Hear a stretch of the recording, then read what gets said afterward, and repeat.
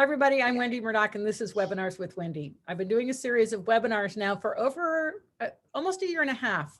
And it's because of you that I keep doing them, because you are so positive about the information and the accessibility. And so we will be doing less in July because I'll be traveling and it's hot. And then we'll be picking it up a bit the second half of July and then moving into August. So stay tuned. We'll keep sending out emails every Sunday to let you know what's coming up for the following week. And just remember, this week we have free shipping on the Murdoch Method shop. So if there's any products you ever thought about getting, now's the time to do it because there's free shipping. All right, today my guest is Pam Eckelbarger and Diane Dzingle from Eq-Soma, and they are here to talk to us more about ECVM. So welcome, Diane and Pam. Thank you so much for joining me today. Thanks for having us again. Great being here again. Yep, we're happy in our bone room. Yeah. It's so different now with things starting to move back to normal. You've been having people come into the bone room, which if they want to do that, what do? Contact you and make an appointment?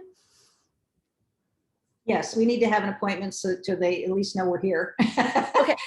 So they can contact myself or Diane either by Facebook message or text or email and just say they want to come and when, and we set up a time and awesome. They have their options. They can also go to the website to the info and scroll down, and shows what we have in the way of the short format and the long format. We do charge a minimal fee, I think.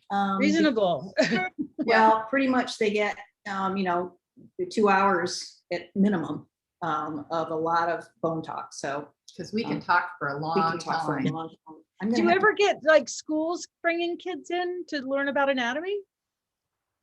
Not so much schools. We have groups like saddle fitter and bodywork teacher has brought his students in on a couple of occasions. That would be really important. That's awesome that you're getting those folks. So we would love to have students at veterinary that are learning veterinary medicine come and look at the bones and see some of the pathologies that we have, but so far we haven't. Well, your bones just tell such a story, and I think that that's the most amazing thing. It's not just that there's bones, but the stories that they have to show people so that we understand what's going on with horses. I think that is so important. So if anybody wants to visit the bone room, just get in touch with these ladies.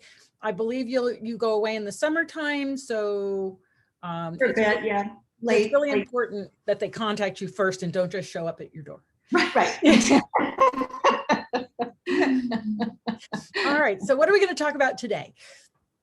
Well, our whole topic will be on the ECVM, the equine complex vertebral malformation that has now been getting more and more out there in the world. And we originally wanted to review the latest horses that we've recovered because we have a couple very interesting stories with them, but it ended up being just too much. So we'll have to do that on the next one. Okay. I always love having you guys. So anytime you want to come back, I'm happy. Oh, because they are interesting stories. But again, this whole topic of ECVM is really taking off with not only the studies, genetic studies, and new information. So what I wanted to do was sort of go over the whole story because a lot of people still don't know what it is. Great, love it. So we're going to sort of start at the early years and breeze through and review some of the history and then talk about the bones. Okay? Yep. All right, I'm going to go to see if I remember how to do this. Oh, wait, I haven't made you co-host. Hang on. I've got a technical problem at my hand. It's okay. Now you're good. Okay, so share screen. I love your shirt, Diane. Thank you. Always looking for things on the internet that are horse and bones. Come on. It's amazing what you can find. Yes. Okay. So do you see it? It hasn't opened yet. It's I'm still seeing your desktop, and you know what? You might have to unshare and reshare because it doesn't follow. Share and do it again. I remember that, and now I have to do it again. The one thing about Zoom. That's the thing is, it's not. Oh wait. No. Who are you? I don't know. That's Safari. Shouldn't be. It's finding that right thumbnail. I found it before. All right, share screen. And I click on it here. Yep. And when that opens, you'll probably have to unshare and reshare to the keynote.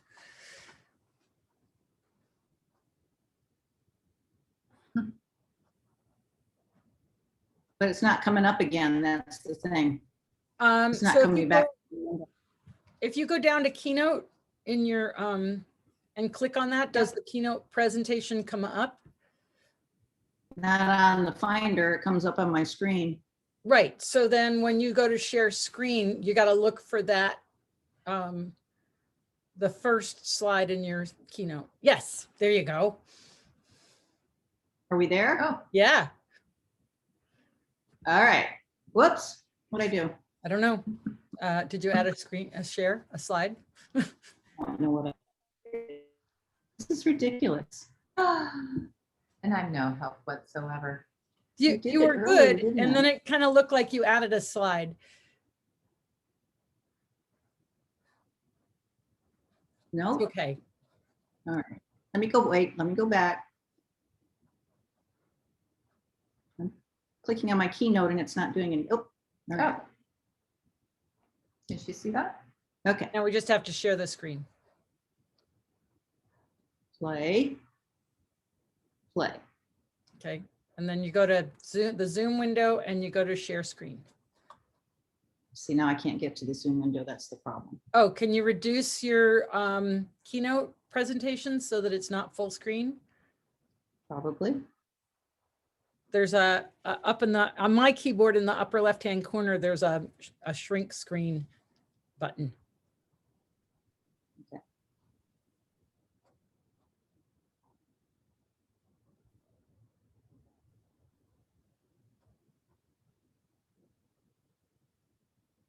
Yes. Do you see me now? Yes. All right. There's just a bar. There we go. Ah! That's a lot of clicking.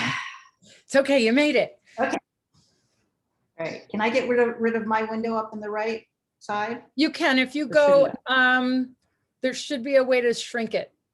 Yeah, I see it. I just didn't want to click it and go somewhere else. Okay. There we go. Okay. Are we? Oh, shoot. What are you I doing? just think Oh, that's there. reflected. There you go. Yeah. Okay, guys, here we are.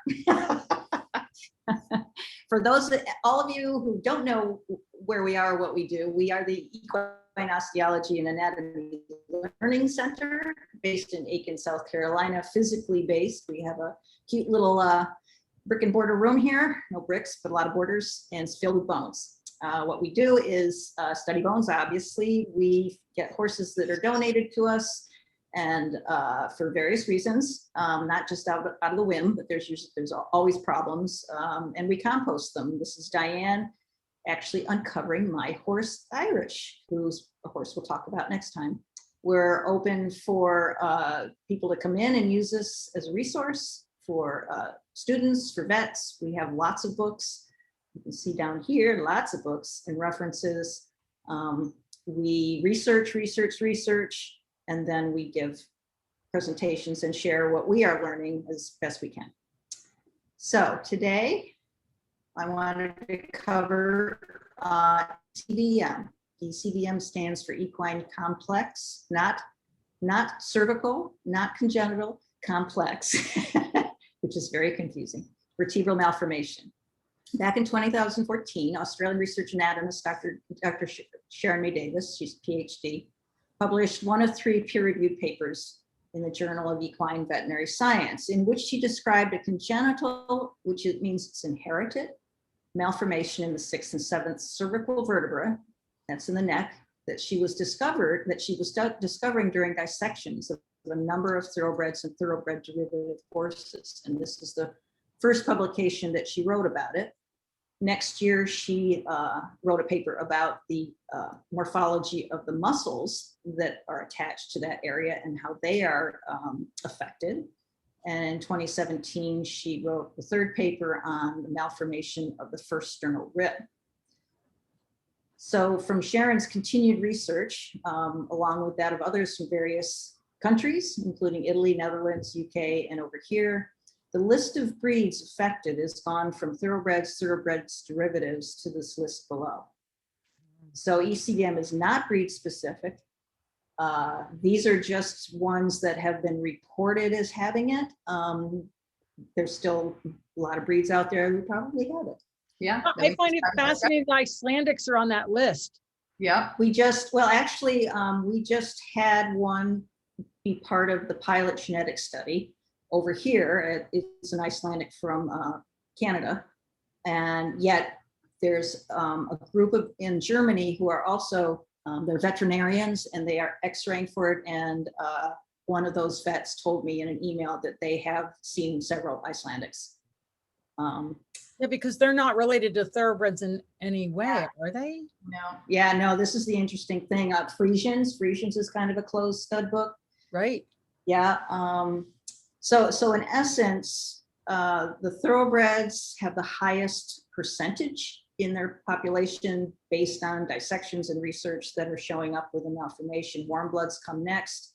In fact, the warm bloods in Europe are starting to rise as far as numbers of ECVM. Quarter horses are up there pretty well. They have a lot of thoroughbred in them as well. Yeah. So I actually also have a Mustang who is part of the pilot study, but we're not sure of his heritage. So I sent in samples to have his heritage checked out to see how much of a Mustang he is.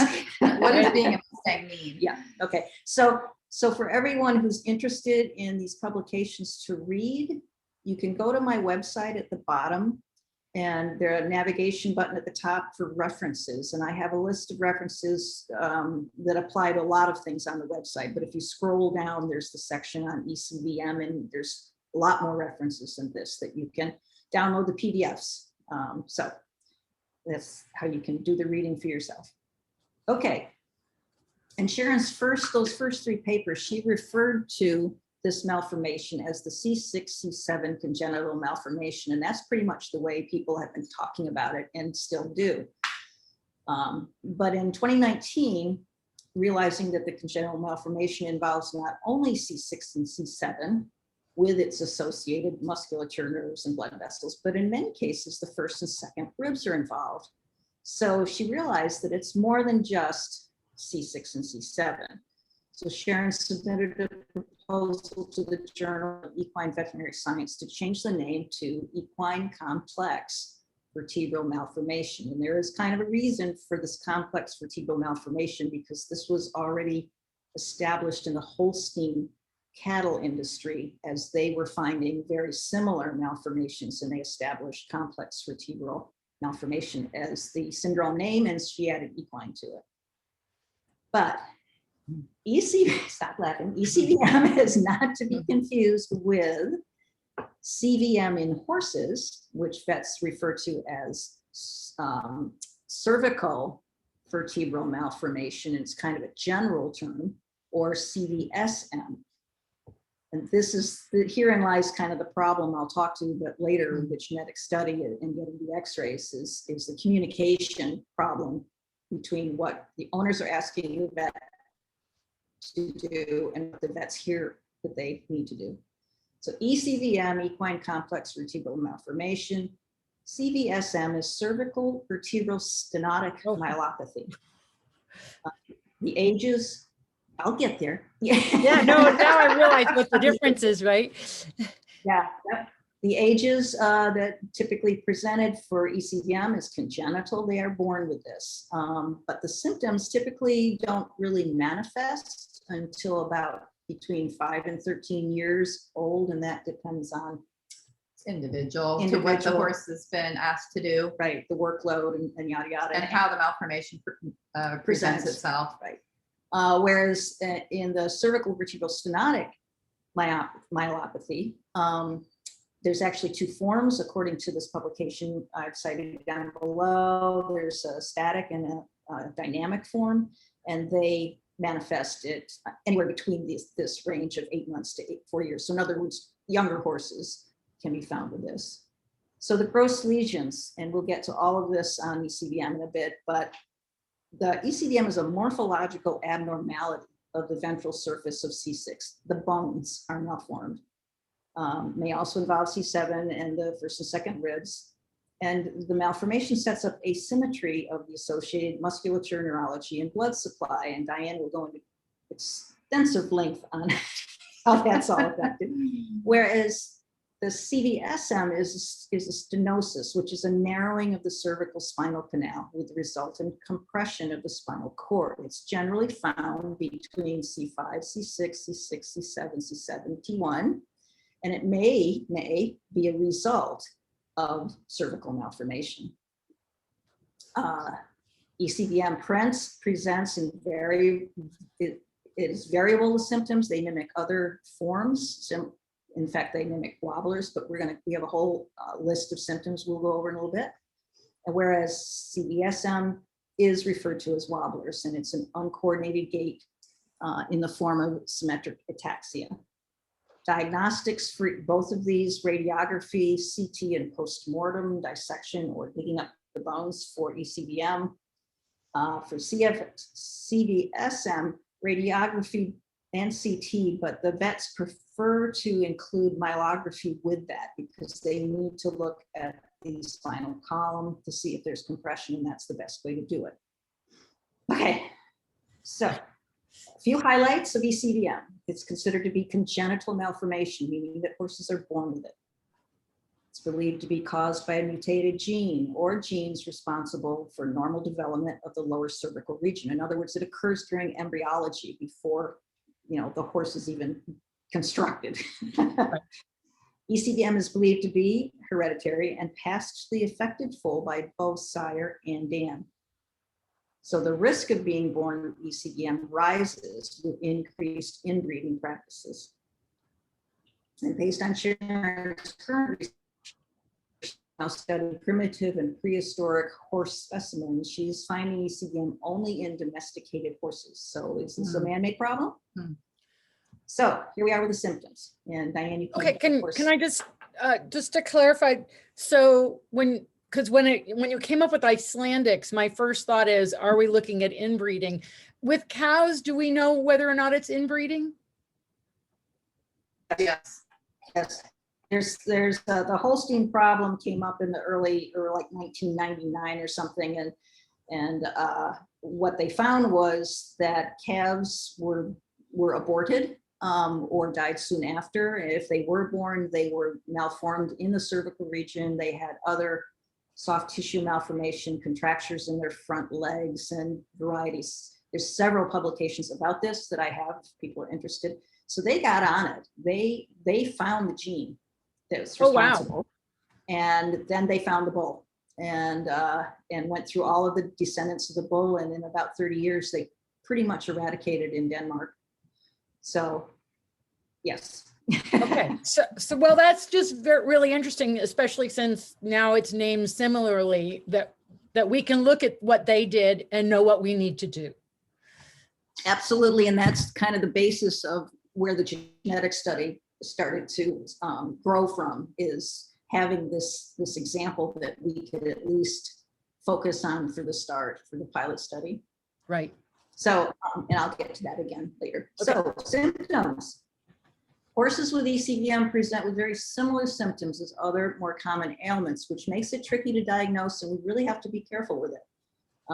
We don't want it to be the diagnosis du jour because there's a whole lot of different ailments that have the same kind of presentations.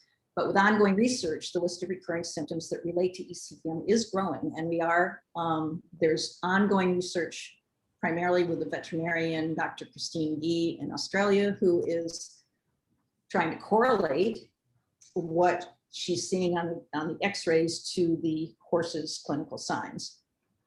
So obviously, disclaimer, consult your veterinarian if your horse is experiencing any of these issues. We are not veterinarians, so we do not diagnose. So symptoms: unexplained lameness that cannot be located by veterinary diagnostics. Pain upon palpation of the lower neck and resistance to lateral flexion of the neck in either or both directions. And when we refer to resistance, we're not really referring to stiffness. We're referring to hell no. Yeah. Yeah. You really get the feeling they can't do They it. can't do it. They don't want to do it. And they're going to tell you they don't want to do it.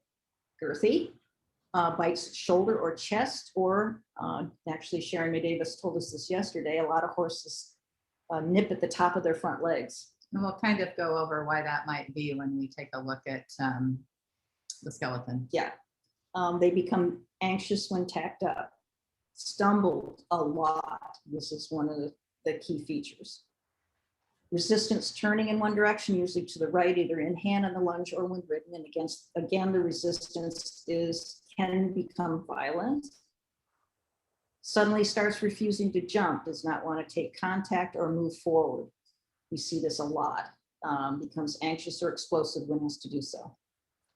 Difficult for the farrier, objects to picking, holding up any of the feet, pulls the feet out of the farrier's grasp and becomes anxious or explosive. We have a very good example of this with a horse that we recovered in February, who we'll show to you hopefully in the next webinar, a thoroughbred mare.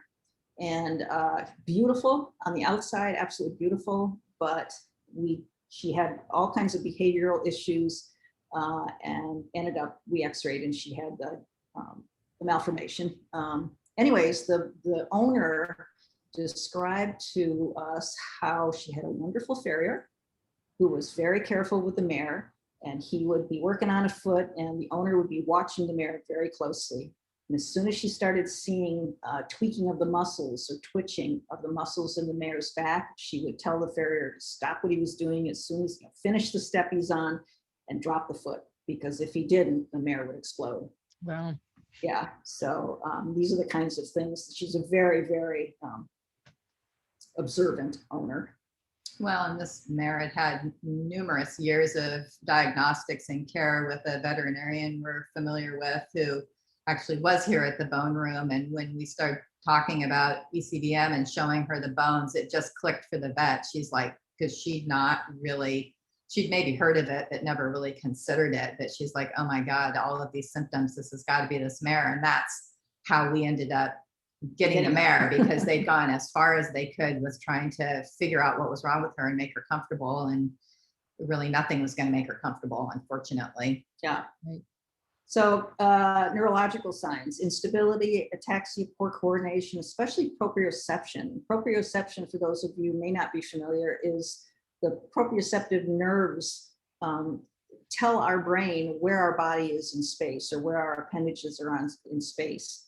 And another interesting sidelight on this was, again, talking with Sharon May Davis yesterday, and she was describing one particular horse they were looking at who was alive, and the vet was doing the neurological, and she said, notice the front feet would hover before it would step down onto the ground. Like the right front would step out and then just hover before it would come down.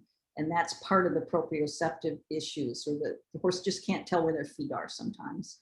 ECVM may share symptoms of wobblers, as I pointed out before, or string halt. However, horses diagnosed with wobblers or string halt may not necessarily have ECVM. So there's a little bit of a twist there. Hoof issues. Horses with ECVM often have one clubby foot, the high-low kind of syndrome. Mm-hmm. Posture is a big one that Sharon has pointed out in her papers. The horse will stand with one front leg slightly ahead of the other, and this is like all the time, or stands base wide in the front. And the base wide seems to get worse as they age. I mean, all the symptoms seem to get worse as they age, but definitely the standing base wide. The big one for us with the horses that have come to us is the behavior. And ECVM horses become worse with age, as Diane just said. So your once sweet horse can become the opposite overnight. Behavior is unpredictable, fine one day, not the next, and for no apparent reason, especially spooking out of the blue. You have no idea where it comes from. ECVM horses can become aggressive and dangerous to themselves and those around them. Not all, but many can. Some can live out in pasture, and some have to be euthanized because of the aggressiveness and danger aspect. And may I just say, because some people ask me about using Surefoot with what appears to be neurologic horses. And what I tell everybody is, do not use the pads unless your vet has looked at your horse and given you a diagnostics, because this is the kind of thing where you could make the situation worse because you don't know what you're dealing with. Absolutely. Yeah. And so I just want to put that out there because recently there was a post and somebody said they had a neurologic course and somebody else, not on my page. Right. Yeah, you have to always worry, I think, about destabilizing something that the horse is doing what they can to stabilize, even if they don't know where the parts of their body are at. Right. Yeah, they manage to compensate in a way that they can hold themselves together, and you have to be careful not to unwind that. Right. Exactly. Yeah. Okay. All right, so let's talk about what it actually is in respect to the bones and the morphology. And first thing you need to know is the normal cervical morphology.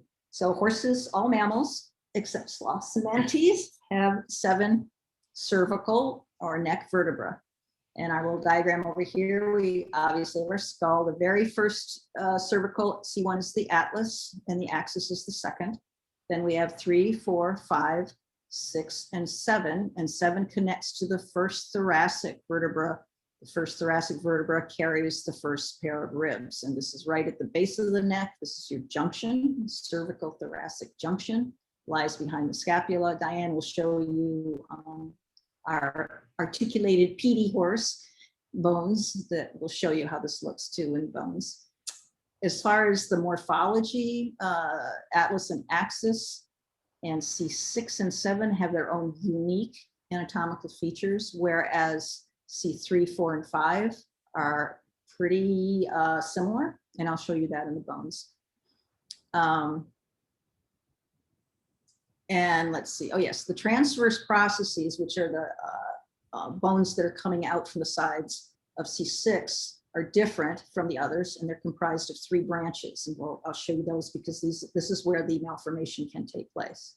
But the significance of these tubercles, we call them, on the ventral surface of C6 is their attachment points for deep postural muscles, most notably longus colli, whose function is to stabilize, fixate, flex, and rotate the neck. And again, Diane will go into detail on that. In the normal C6 that doesn't have ECVM, both of the ventral tubercles are equal length. And now we'll show you what they look like. So I'm going to stop share. There we go. Okay, so put it on us now. I'm going to switch over to my camera. Yep. And I'm going to spotlight you just to make this clearer.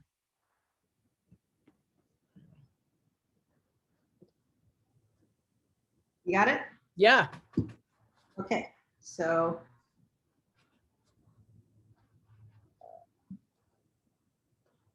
full screen. You know. Okay. Oh, I totally forgot to bring over Apollo's whole to show the 3, 4, and 5 morphology. Where's that? It's with all those other bones. Well, that's easy to set. Yeah. I'll just lie them in my lap for the moment, and then we'll move on. So what I want to show you is one of our horses. All of the 7 cervical vertebrae are on a bungee. Actually, 5 are on the bungee. I gotta grab the other 2. Okay. Oh, look at that. How big was this horse? 16-1. This was Apollo. Right. Yep. Who we thought had the malformation. He didn't. He had other things happen. He had other things happen. Oh gosh, we're opposite. Am I right? No, you're not right. Yes, you are. We do know what we're doing, people. Most of the time. Yeah. I think it. So what I have here, and everything's opposite, of course, is your 7 vertebrae, and you're looking at the bottom of them, and that's where the malformation takes place. Okay. So here is the atlas axis. You can see that they are different shaped than the others. And then we have C3, 4, and 5. They have their ventral surfaces. You guys need to be used to the terminology. Excuse me, I'm going under the table. Let me get your pointer. Get my pointer. Okay, so ventral surface is the underneath surface of the neck, obviously. So 3, 4, and 5 are, I call them like bat wings. These are the transverse processes on either side. And then 6 has these two ridges or tubercles, and I'll show you close-ups of just 6 in a minute. Okay, and you can see that that's different from 5, 4, and 3. And then C7 goes back to being kind of bat wing shape. So that's just an overview of the whole neck. Thank you. Now I'll bring out just C6 and 7. Hopefully it might take my camera a couple seconds to focus, okay? Doing good. This is again the ventral surface, right? Ventral surface. So we have, I need a little stand to put them on.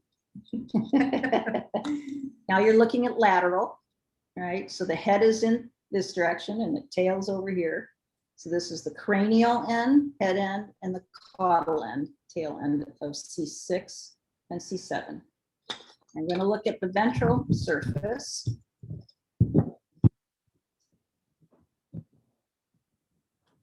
Okay. Trying to see. I know it's crazy because you're back here.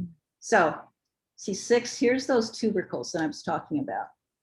They're ridges that run down the left and right sides from the cranial end to the caudal end. And the morphology of C6, the terminology is such that the whole transverse process is divided into 3 branches: the cranial branch, the actual transverse branch, and the caudal branch. The caudal branches are key for the malformation. This part in the bones can go missing when it's being developed, right? C7 on a normal. Okay.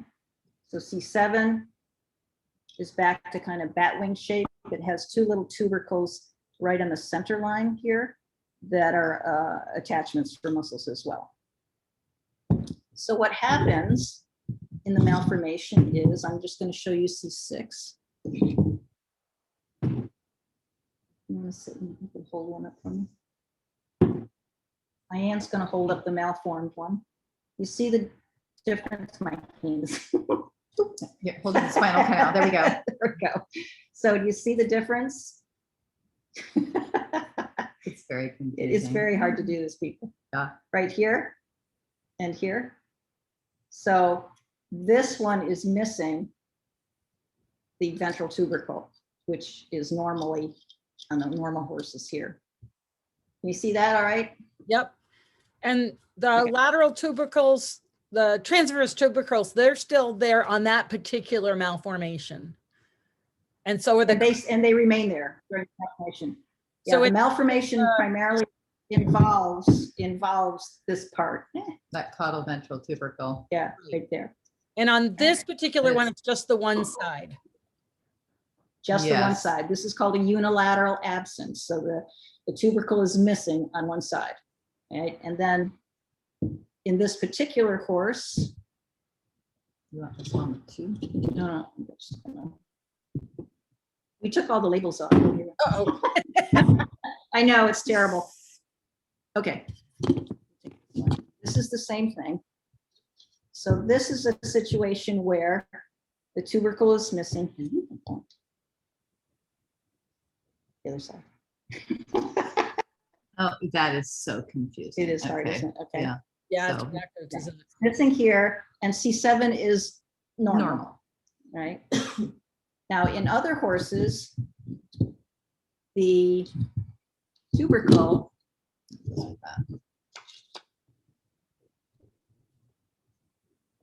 will transpose.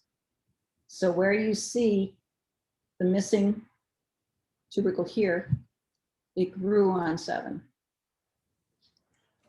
And so the And it shouldn't be significance of that is that the muscles that attach to that tubercle are now on a different vertebrae. Yes and no. Maybe. Maybe. And this can be, Sharon McDavis on her second paper describes what she's found in several horses as to the muscular morphology. And it does change. It's asymmetrical. In some horses, it's that particular muscle, and Diane will go into detail on it, is atrophied or hypertrophied, sorry. But the main point while we're looking at the bones right now is I have them lined up. So the spinal column is pretty. Oh, nice hole. Yes. Now look at the twist on the ventral surface. Oh. So the center area that comes down here is the ventral crest, and it's supposed to go straight, and it's going off to the side. So this twist is set up in this particular variation of the malformation. So that horse had a twist in his bones the way was he born with the twist, or was the muscle being attached at a place it wasn't supposed to be attached create the twist? There's so many forces that are happening, and including on the articular processes, the actual joints, right, in the spine. But we have in our collection a 3-year-old thoroughbred filly who has the growth plates and the growth physes that are not attached. She has this malformation, and at the ventral crest of the physis, the growth physis, it is being pulled off to one side. So yeah. Since they're born with this, it can then affect the growth, direction of growth of the physes. So moving on, this is a unilateral transposition, unilateral of C6. Sometimes we will find both of the tuber ventricles are missing. So both sides, this is a C6 of an Appaloosa. So both sides here and here are missing. And his C7 did not transpose. I can't even explain this one. It's pretty bizarre because it didn't transpose, but he has these little structures, bony structures on both sides that look like they might have been tubercles that might have formed. We're still figuring this guy out. Variation. Okay. That bone is constantly remodeling, and that the muscles are exerting the forces on the bones, thus pulling on them and possibly twisting them when they're not attached in the right place. Can that explain why you see this progression of symptoms? Yes, very possibly. Yeah, absolutely. And why you don't see it so much in the yearlings or 2-year-olds. Of course, they're not really asked to do that much either. Yes, absolutely. I think that is one of the big questions, is seeing it progress as they get older. What is happening in there as they age from gravity or the forces that are placed on them. And we have histories a lot of these horses, but all the histories are different, so you can't make a good comparison. Okay, so our next variation on this theme, this is a Frisian, big guy. And this is his C6. And just like the one I showed you just a second ago, his C6 is missing both of the caudal ventral tubercles. And his C6 looks almost identical to C5. Yeah. Now, both of those tubercles were then transposed to 7. Not totally on one side, but both of them are there. Right. This is considered a bilateral transposition of the caudal ventral tubercles. Now, in this case, you don't see much of a twist because it's more bilateral. You still have the problem of where those muscles normally should have attached. Another feature that can go along with this morphology is normally on C6, normal. Where's normal? Normal doesn't exist. Normal doesn't exist here on this table. Where'd normal go? Maybe Apollo? That's normal. Yes. All right, we have too many bones here. All right, so see these holes, these foramen? Right. On either side of the spinal canal. These are arterial foramina. Foramen means a hole or a passageway. Which artery goes through? Quick. Vertebralis. Yeah, where arteries pass through. And this is normal. C6 has them on both sides, and C7 does not. So in this case, they go around the outside and not through any openings. But in malformed horses that have a transposition, this is the C7. And you can see one side Oh, wow. has, but the other doesn't. And it's the side that has the transposed tubercle. Right? So there's an asymmetry set up there. In the Frisian, both, he had bilateral transposition, so he also has both arterial foramen formed on the C7. So that's another feature. And then finally, this is the one that wows everybody. As I mentioned earlier, the malformation just does not involve just the C6, C7. It can involve the first and second ribs, sternal ribs. Sharon May Davis wrote her third paper on it. There's wonderful examples in there. The normal ribs, again, Diane will show you on PD where they are, but this is what they look like. So they're short, they're symmetrical. The top portion attaches to the vertebra to C7 and T1. And then the bottom portion, ventral portion, attaches to the manubrium of the sternum. So the malformation in some of these horses that have it in C6 can manifest like we found in the Frisian. This is his right rib, and this is his left rib. So Wow. this isn't broken. This was found. We found this in the compost, and there's a publication published in 1901 on a dissection, and it shows a diagram of this. It's very nicely done. But what was here was. Hang on a second. Somebody's knocking on my door, but you keep going.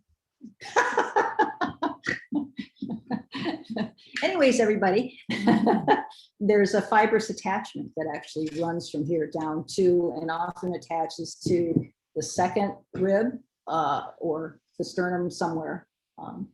And Diane is going to then now continue on and talk about the attachments in these areas and how they're affected. That's the thing about being by yourself during webinars. Do you want me to repeat everything now? No, it's okay. You've already seen this one. I have, which it shocks me every time. I know, it's pretty cool. All right, so I'm gonna switch. We'll stop. I'll switch the camera. That's what I'm gonna do. And Diane's gonna talk a bit about all of these attachments. Whoops, sorry, wrong one. Okay. You'll be back. I'm not worried.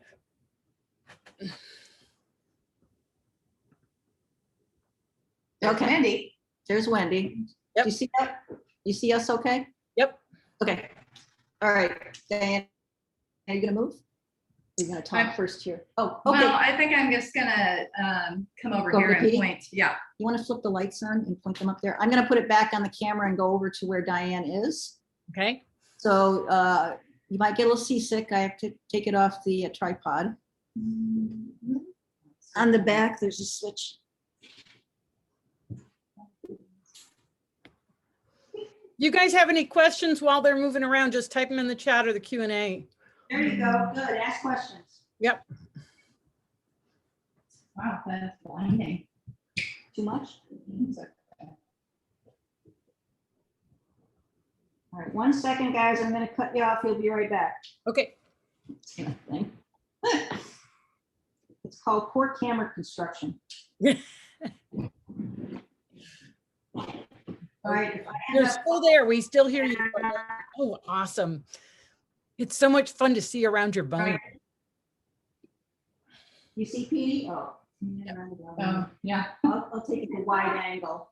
There's the bone. The lights are out the back. There's Edge in the back. And Apollo's skull. Who has a hyoid attached inside. This is pretty much our room.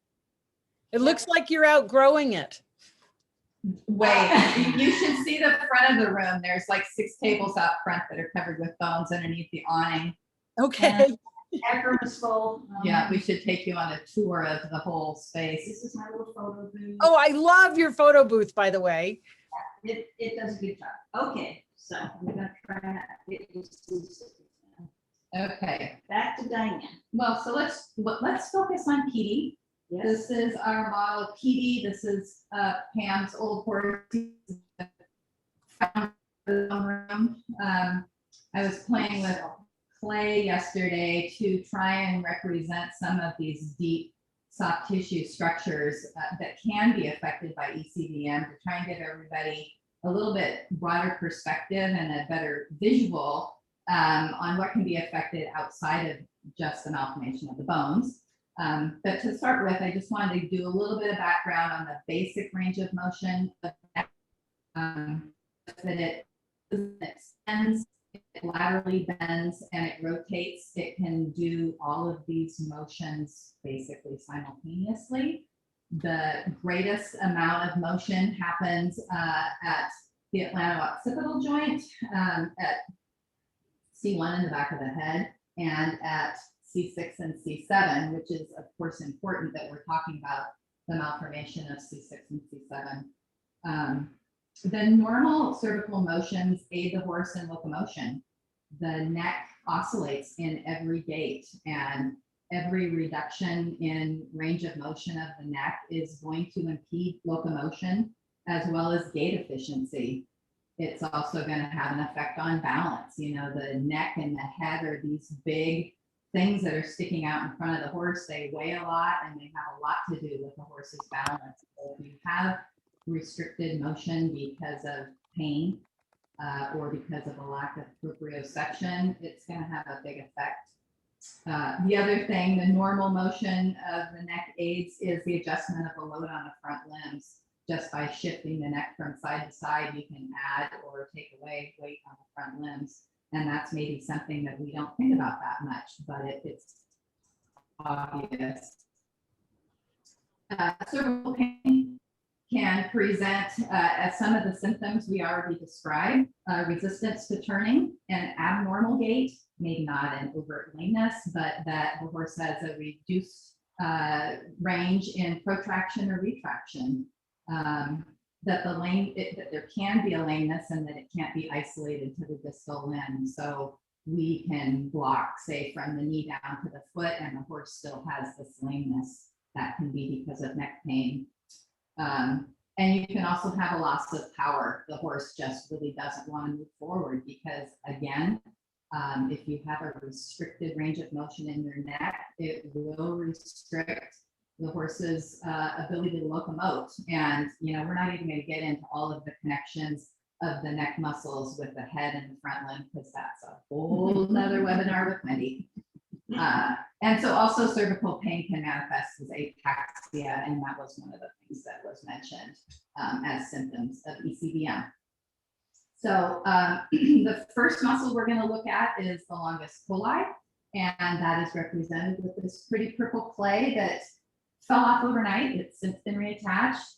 The longus colli muscle goes from C7 all the way to T5 or 6. So back in here on the ventral surface of the neck and those portions of the thoracic vertebra.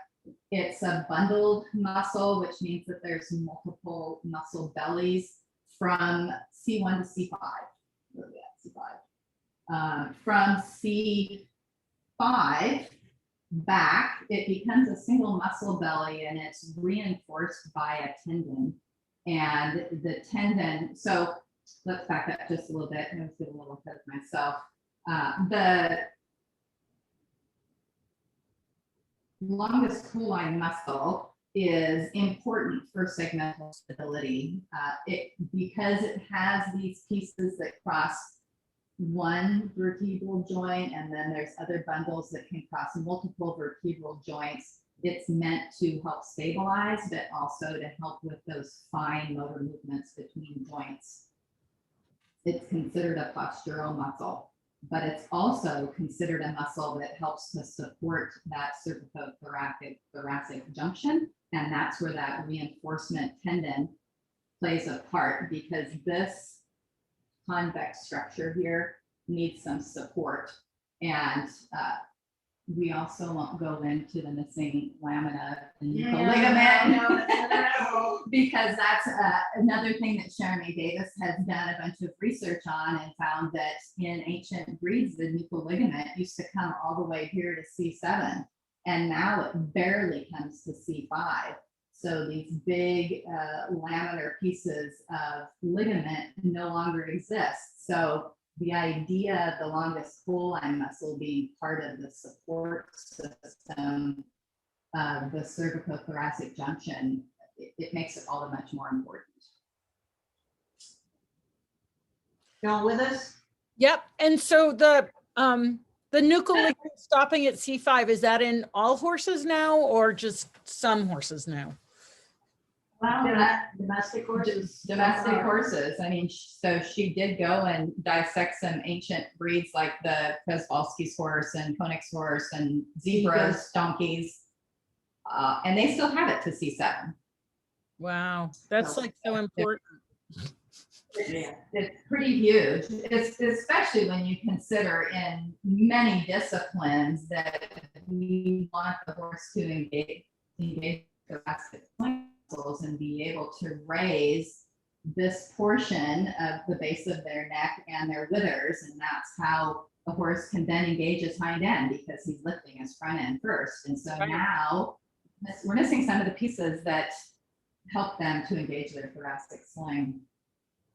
A key part of, back to the longus colli muscle, this muscle in purple, that the portion that goes from C6 back to T5 or 6 that has that reinforcing ligament, it's attached to the caudal ventral tubercle, that very piece that we're talking about being missing in ECVM. So if it's missing, in its absence, where does it attach? Good question. It must attach somewhere.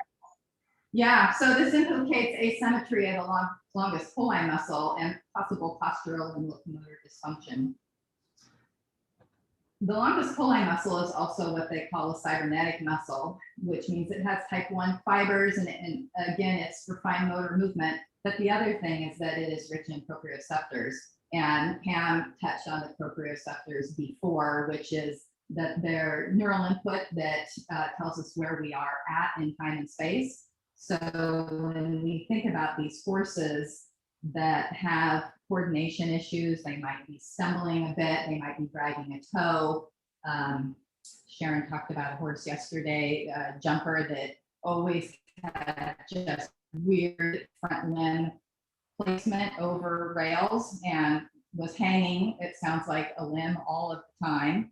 It's just dangerous, you know, when they don't have a good idea. Sometimes they can be restricted in movement and they can't maybe get their legs up. But if it's a lack of proprioception and not realizing that their leg is not up as far, then that's a whole nother thing. Because if they can't feel it up in the air, they probably can't feel it when they're landing on it either. Yeah. So if the longus colli is attached in a different place, it can affect balance, it can affect coordination, it can affect posture.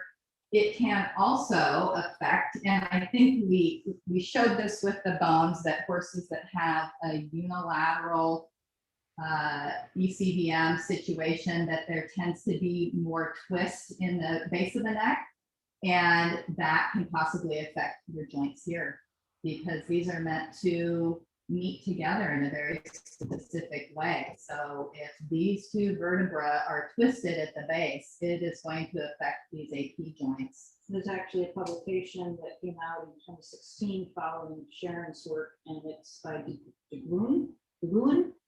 It's in my reference, and it does correlate the malformation with spinal stenosis and arthritic changes in those joints in some horses. So that's a good one to look at. Well, and that's an interesting thing to talk about, that when we have gone to the vets with clients and they're maybe looking, we're wanting them to look at C6, and they do tend to focus on the AP joints, and oftentimes there will in fact be arthritis there. Yeah. So we know that there's a correlation, but most of the time they're focusing on arthritis and wanting to inject the neck. which is one thing, but you're not going to change it if it has the malformation. The malformation will kind of not be able to be fixed. Another thing that Sharon said in one of her papers that she saw in dissection is that on the side of the missing caudal ventral tubercle, the longest coli will be hypertrophied. So where the caudal ventral tubercle is missing, the longest coli will have gotten bigger. And these particular types of muscles, the cybernetic muscles that are postural muscles, aren't really meant to grow that way. They're not like locomotor muscles that we can use a lot and we can make them bigger and stronger. They're these little postural muscles. They're not supposed to get bigger. So that it indicates a lot of strain that's creating a lot of compensation just by them growing. Anything else you can think of, Pam, on scalings? Yeah, no, I got the scalings next on the longest coli. Yeah. I don't remember where this sort of fit in with Sharon's papers, but she does talk quite a bit about seeing that the trachea, which also comes down here along the bottom, the ventral surface of the cervical vertebra, that there's been quite a few places where it has been compressed. So that's, we'll sort of get into various things that can affect breathing that can be related to ECVM. So next we're going to talk about the scaling muscles, and these are the muscles in green. The longer ones that you see here are the ventral scalenes, and this smaller one is the medial scalene, and there is actually a small dorsal scalene on top, which Sharon says will also be, these will be changed if there's ECVM. That's one of the things I wanted to ask Sharon yesterday, and she said, yep, they will be. They will definitely be changed. She said they'll be disorganized. And that's when it's a rudimentary rib. She said ECVM. Oh, yeah. Okay. With Recognize that your muscles are representational, but the scalenes are not very big muscles, right? Well, they're strap muscles, and no, they're not very big, but they have really important attachments, and they're really meant to just bend this part of the neck. They're little tiny bending muscles, and they do a certain amount of contribution towards inspiring, towards taking a breath in. Okay. And so that is sort of their job. I think they almost can create bigger issues than what their job is. Let's just grab the regions rudimentary and hold it up to show the importance of. Becky, did you get an answer to the trachea, how it's running along the underside of the neck? Your sound, Pam and Diane, breaks up a little bit. I think we're at the edges of your internet connection. Oh, okay. No, I think it's because we're farther away from the laptop. Okay, well, it was kind of breaking up before when you were closer, but that's okay. So Sharon said something happened to the trachea. So what happens to the trachea? Well, just that the trachea is running along the ventral surface of the neck, along with the esophagus and a whole bunch of other things. But the trachea is the thing that Sharon found could be compressed when a horse has ECVM, based on some of these changed attachments of the muscle and possibly the twist in the cervical vertebra because of the asymmetry that's involved. So this is Just taking that rudimentary rib of the Frisian and just to show that where do the scalenes attach in the rib that's missing part of its. Well, and even if they're able to attach, that this rib, unfortunately we don't have the sternum down here, but these ribs are very, Sharon made a big point yesterday about talking about how sturdily attached these ribs are. She wanted some sternum? This is a sternobrae. Two sternobraes. Yeah. And there would be some more cartilaginous attachments that go to here. But and the sternum can be also shifted to one side. Sure, and with that short rib, it's not gonna attach to the sternum. Right. Well, it's not. And so I don't know, Wendy, as a Feldenkrais practitioner, if you've dealt with people that have a thoracic inlet syndrome or thoracic outlet syndrome, however you refer to it. Yeah, and I had a student once that was missing 2/3 of her sternum. Her ribs didn't touch. Oh, wow. They got down low. It was fascinating. Well, the sternum and those first ribs are so important for keeping the thoracic inlet open, where all of these structures like the trachea and the esophagus and nerves and other veins and arteries pass. And so that's basically what we're going to talk about in talking about the scalene muscles. Let's see here. So they do attach to the transverse process of C6 and C5, and then to the first rib for the ventral portion, and the medial portion attaches here to C7. So again, if we have a unilateral transposition and maybe C6 has got a bit of a twist in it, the potential for putting strain on this muscle, creating hypertone, having it be possibly hypertrophying.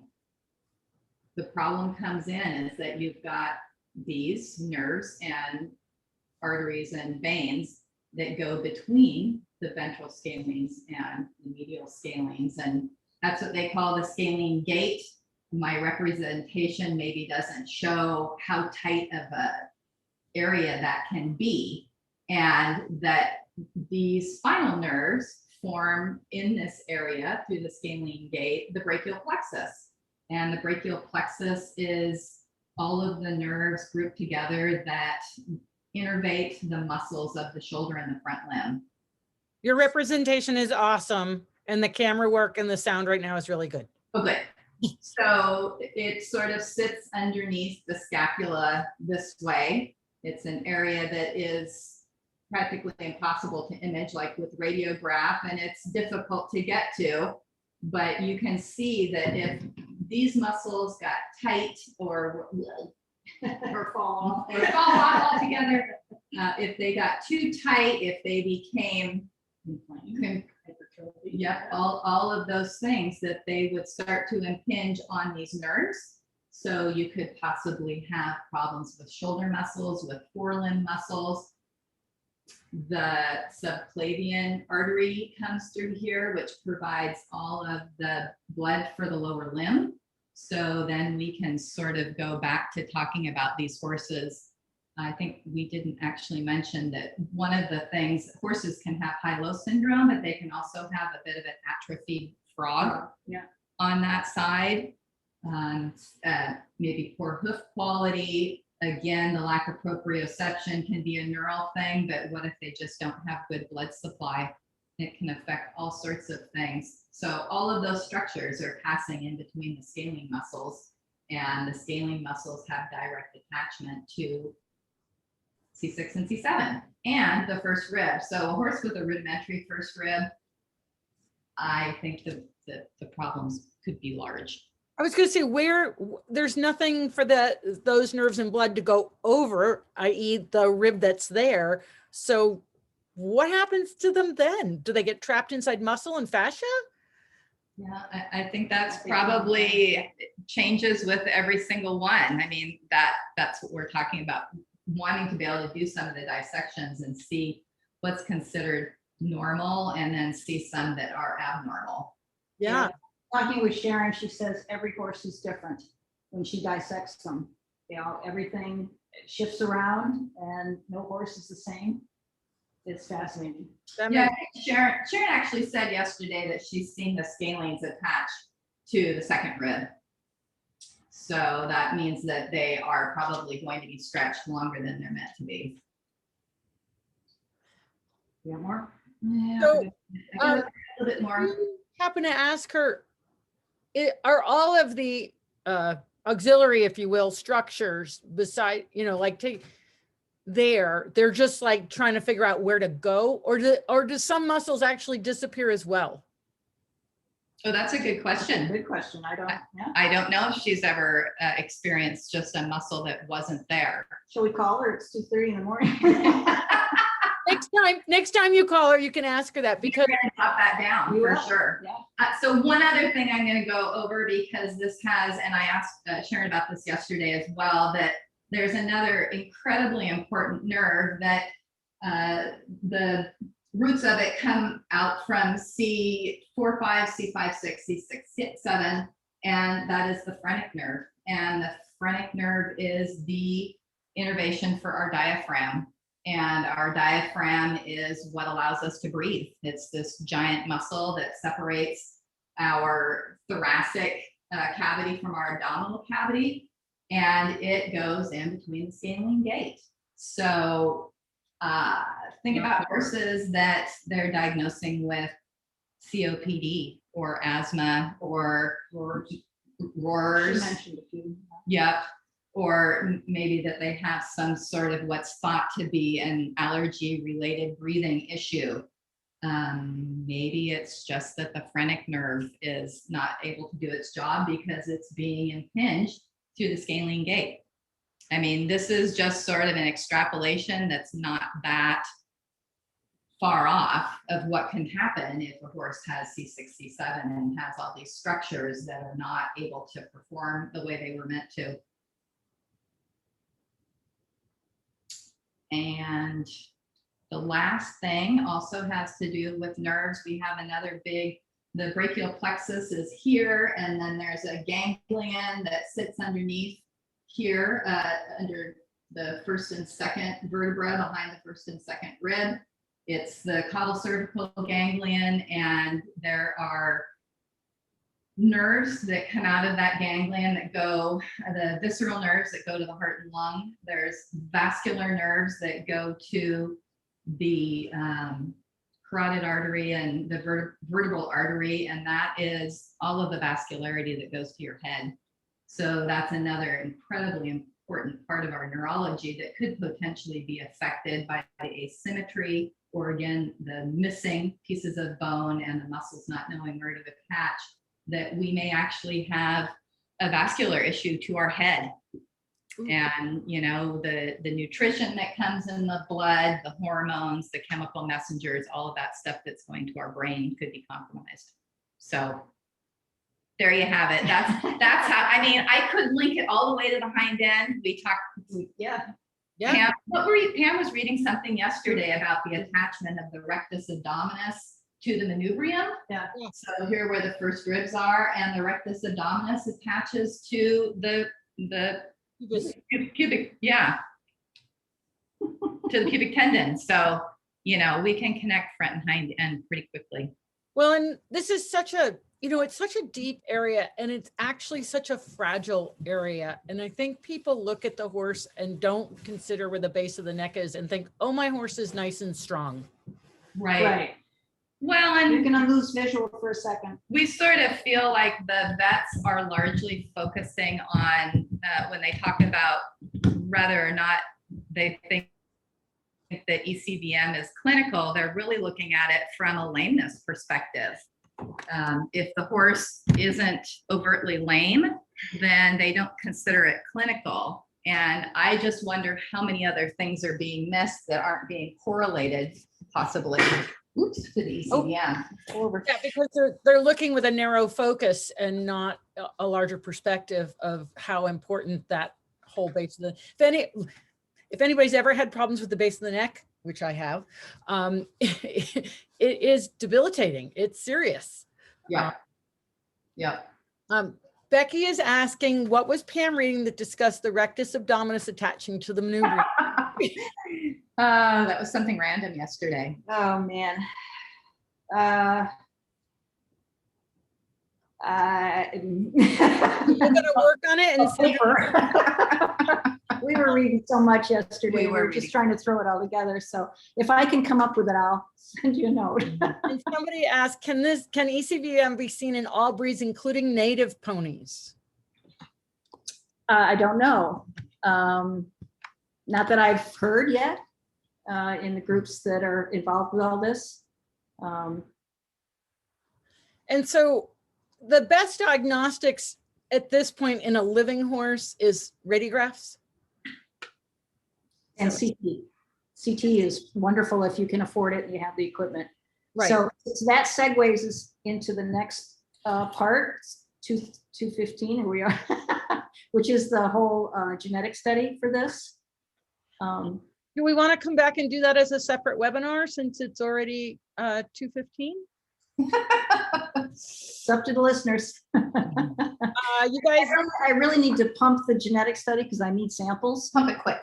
okay. Wait, So I can skip through a lot of stuff and get to the gist of it. yeah, because the genetic study is how we're going to figure out where, sort of where it is, right? Yeah. So what I'd like to do, just given the time, is if you can do a brief discussion about what the genetic study is and what you need, and then maybe we can come back at another time and talk about what they're finding. Okay. Okay, so now here we go, trying to get us to share screen again. Yep. Where did you go? I don't know. There you are. It's okay. No worries. Don't worry. It just won't find it. Okay. Do you see that? Yep. Okay. My genetic studies screen. I just see your PowerPoint desktop, your desktop with pointing at your PowerPoint. Okay. Now do you see the full? Nope. You're going to have to unshare and reshare because it will not follow you. It's one thing about Zoom that really drives me crazy. It's driving me crazy. Yeah. When you change windows, it's like, I didn't know that. I didn't get it. All right. So when I bring it up to share and on the window, it doesn't show the PowerPoint, but I can go down and click on it down at my dock. If you have the PowerPoint open, Yeah, it is.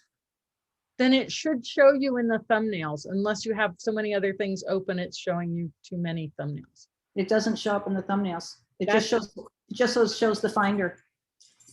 That is so weird. So you're not seeing it right now? No, try it again because you managed it before. We just have to recreate what you did. Okay, that's Right. your desktop. There's my finder, Yep, and you're gonna open the keynote, which we saw that it opened. right? And so now you should be seeing ECVM genetic study. Nope. So now you have to unshare and then reshare that CVM genetic study screen. And I do that by clicking the stop share. Yes. All right. You share again, but you've got to go to that one. I wonder why it's not showing up. Doesn't show up.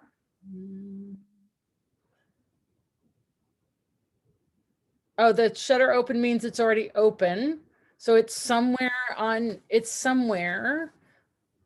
when you share screen. Can you scroll when you go to share screen and look at all the different thumbnails? That's all there is oh wait, here's desktop. How's that? There we go. You got it. God damn, sorry. Okay. It's good. We all learn something every day, right? Multiple things. All right. So I'll skim through these. We already saw this is the basis of why we want to do a genetic study. Okay, so the diagnostics are radiography, CT, postmortem. However, so if you take an X-ray of a normal horse with a normal C6, he will not have the physical attributes of ECVM. However, this horse may still be a carrier of the mutated genes, and this is all based on the genetics. Okay. So if that horse happens to be a stallion and you breed it to another quote unquote normal mare whose X-ray is normal for ECVM, she might also be a carrier. And in that case, it means that you're not out of the clear. There will still be a chance that the resulting foal could be born with the malformation. So this is the importance of the genetic test. The only way we'll know if horse, stallions, mares are carriers is through a genetic test and not just the X-rays. So what I need for this genetic study is quality. Well, first I need horse owners and horses. Then I need quality radiographs, and I need 4 of them. I have a protocol that I've written up that if you're interested, you send me an email. I will send you back an email with an attachment you can then send to the veterinarian. And it gives a little bit of an intro into ECVM, what it is, and also the protocol for x-raying. I need 2 lateral views, one from left, one from right. And then I need 2 oblique views, one from the left and right of C6. That after I distinguish, the reason I need this is because I have to send these hair samples to Eckelbarger Diagnostics, who's doing the genetic studies. And we have to be sure that those hair samples belong to a horse who has it or doesn't have it, which is tricky. Right. This is a video, and all of this information comes in my email to whoever's interested in it. This just shows Eckelbarger showing you how to take the hair samples. I also need the registered name or pedigree of the horse, if at all available, the breed, sex, and age. I have a database going where I'm recording horses and their sires and dams who are affected. As essentially, it's data collecting. So real quick, this is an example of a not good quality x-ray. It's a lateral view sort of C6. This is C6 cranial, this is C5, so cranial's here, here's C7. And those tubercles, if you remember from the bones, are somewhere in here, but this is the area we really need to see clearly, very clearly. And that's the problem is the majority of x-rays that I've been getting in the pilot study have had to be retaken, and some people don't want to do that. I totally understand because they have to spend money. All right, so here's just to give you an idea what we're looking at. Here's a lateral of normal, C6, C7, the bones, and it shows the tubercles, and this is what it can look like, a normal one on x-ray.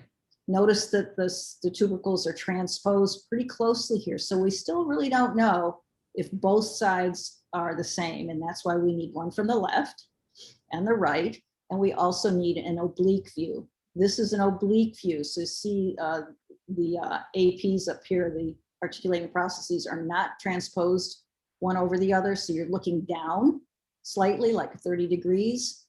And this is the normal transverse process. This is the cranial branch of C6, and here's the caudal branch, nice filling this area up.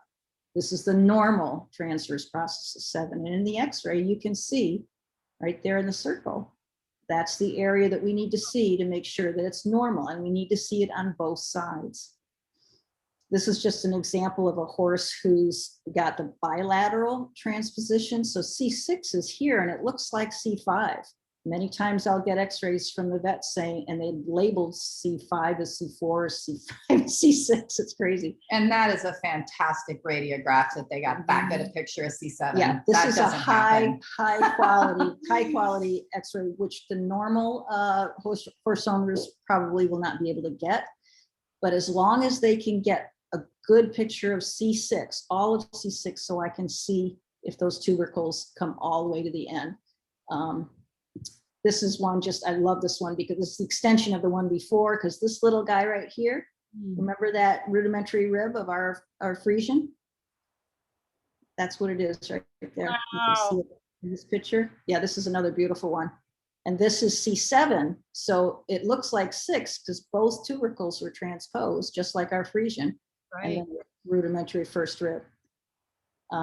We also see variations, which is a gray area where the tubercle is, yeah, we've actually got one, so that's the one. That is the one. Is shortened, but not the whole caudal process is missing. This is the gray area we're trying to get more information on relative to the horse and how it's reacting or having any issues.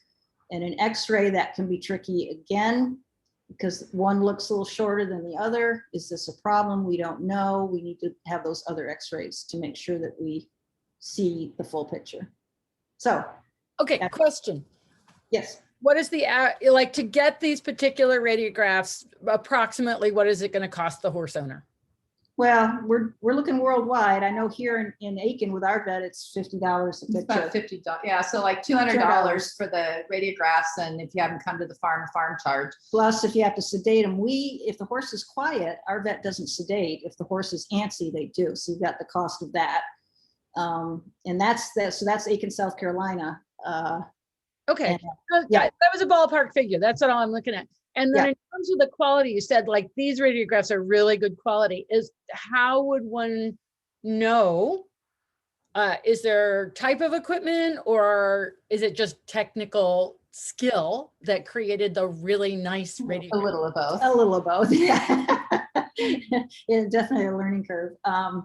Yeah, therein lies the struggle that I've had running the pilot study for this genetic study, and I'm finding, and this is not, I'm not dissing veterinarians, it's just something that they're not used to looking at or evaluating, and the majority of them don't really know what to look for with respect to the missing tubercles, and also the quality of the machines are not as we would like them to be. So there's a whole gamut of variables in there that makes it quite tricky. So, I mean, the reason I ask is that I have, Marion DuPont Scott Medical Center an hour and a half from me. Maybe I put my horses in the trailer and haul them up there and get some radiographs for you. Yeah, so ideally, going to a clinic is better than them bringing a portable to your barn. Right. But I've got, like I say, I'm getting samples or offers from worldwide. So we got some from horse owner from Portugal, and getting a vet there, A, to their farm is a challenge. B, having power to run the generator to run the X-ray machine. It's an issue. Ridiculous. Yeah, it gets kind of crazy. But How many horses are you looking for, just so that we know what to call out for? So the gist of this whole thing right now is the pilot study has been done, and the reason what we were doing with the pilot study is the people at Edelon were going to assay specifically for that gene that's in the Holstein cattle, and they were going to see if affected affected horses that I send samples for, if the DNA falls into that area. And what they found is it did not. Oh, Then, yeah, I know. But we said, So they widened the area and ran another assay, and again, it did not fall in that area. So the bottom line is, if we want to proceed in getting this genetic study done, finding the genes and getting hopefully a test for it, we need to do a whole horse genome. And that means looking at all of the genes in the horse, which A, is expensive. Yeah. They didn't need that many samples. She said, well, I think 20 or 30 or something, I forget. But ideally they have to be, ideally it would be nice to get them from families, from mares, stallions and their foals. And I put that out there on the Facebook page. I'm going to go up and stop share here. And got people interested, but understandably, some would say, hey, I've got that. I've got I breed, I've got a mare, I've got a stallion, I've got 2 or 3 foals. I can't afford 4 x-rays for that many horses. I totally understand it. My answer to that, or our answer suggestion, is if one of those horses has symptoms that fall into possible ECVM, at least get x-rays of that one horse to start. The other thing is I'm trying, and Wendy, you're probably would be a great person to talk to about this, is finding some source of funding to reimburse for x-rays. Well, this is the kind of thing where exactly that is finding some research money to support this study, because this is critical to the industry. It is. And so maybe we just need to have a chat about how to brainstorm on that. Yeah. So, and as far as the actual paying for the genetic study, Edelon has sort of told us not to worry about it right now. They have their ways. they're finding funding money. They're finding things because they really want to see this happen too. They really want to figure it out. Well, it's imperative to the industry if we want horses that are sound and safe. And the safety factor of a horse that has this problem to the rider is enormous. Absolutely. I mean, Absolutely. Yeah.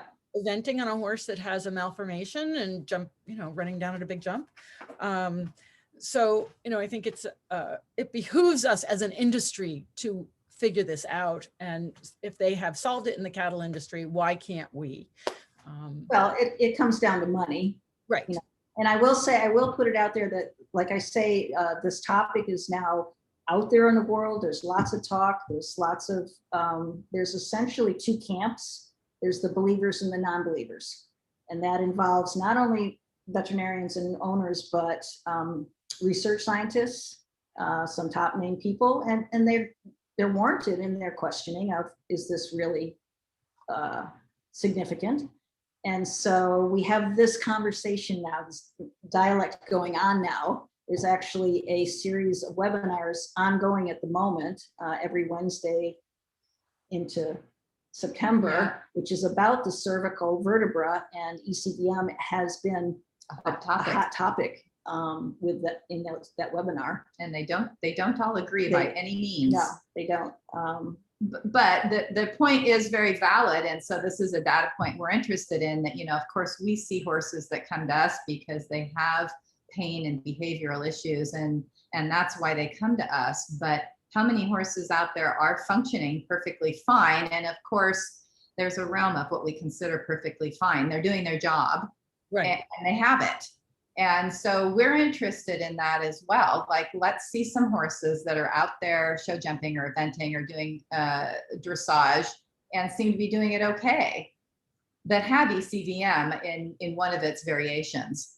Yeah, a lot of questions, a lot of data. The genetic component is the key here, because if there are stallions that are transferring this to mares, and then it perpetuates the problem. So, the first step always is awareness and bringing this information to people. And that's what I think hopefully this webinar will help do, is let people know that this may be a potential, and I can think back on horses that, one in particular, and we could not figure out what was wrong with that horse. And ultimately he was put down, but we didn't ever look, right? And so it's, for me, that horse keeps coming up every time I hear about this in my mind. Yeah. Well, and interestingly enough, what we were saying yesterday to Sharon is that one of the horses we were going to talk about today that we've recently recovered, and then we decided we had too much to say about this.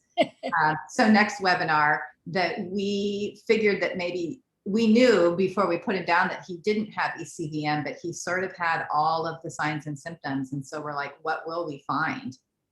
And we did find something really big, and it wasn't in the neck. And it wasn't in the neck, but it wasn't the spine. So, and we're finding more and more of them like that too, unfortunately. Yeah. So it isn't just the neck. There are abnormalities happening throughout the spine that are largely not talked about and are genetic. Yeah. So I will say, for those people who are worried about getting a horse with this or whatever, since it does run high in thoroughbreds and warm bloods, if you're going to purchase a horse off the track or whatever, get a pre-purchase, which you should anyways. But the very first thing you do in that pre-purchase is have C6 and C7 or C6, Just C6. X-ray, and determine, if you can, what the status is, what the morphology. If it is definitely ECVM or very close to it, you don't need to go any farther. You just saved money on the rest of the pre-purchase and your future diagnostics to find out what's wrong. If it looks normal, go ahead, So also it's out there now for the last couple of years. Sharon, way back in her early work, was suspicious of certain bloodlines because she was seeing them over and over with the malformation. One of them that pops up that is out there anyways, so I can say it, is Northern Dancer in the thoroughbred line. Really? Oh yeah. when he's oh boy, Pam, here comes the death threats. I was It's go ahead. Kentucky when Northern Dancer as a sire was really, really hot. And I watched one of his foals sell for $10 million, and it was impotent and couldn't run out of a paper bag. That was $10 million, and the next year it was a $13 million Northern Dancer. So, whoa. Yeah, well, but it's the line. It's not so much like Northern Dancer. But the important thing is this is manifested through inbreeding, through a high level of inbreeding. So if your horse has got Northern Dancer once or twice on the sire line, don't worry about it quite so much. Pay attention if your horse is having problems. Well, the beauty of the thoroughbred is you can go back and look. You can look at the genetic lines and figure out if he shows up, right? So there is value to knowing that. If I have one more, if I can get my PowerPoint one more time, I've got this great. Oh, great. And Joyce, if you could just pop your question, you've raised your hand, just pop it in the chat there. It'd be a lot easier for me. We have anybody hanging on still? Yeah, we got 12 people still with us. Alrighty. All right. Now, how did I do this before? You did a great job. You're back. Oh, this is our favorite. It's called the casual skeleton. Awesome. Okay, this is a fantastic chart. It's the size of a poster. You can buy this through prominentsirelines.com, and it looks totally crazy and confusing. These are thoroughbred lines. Yep. And very, very central part are the original founding Arabians, etc., and then it spans out into the lines. So I've enlarged it. It's so cool to look at this really chart. is. I've literally just poured over this thing. So we are looking like from the lower half of it, essentially. Right. What I have, so up here in the very center are, like I say, the Darley Arabian and the founding horses.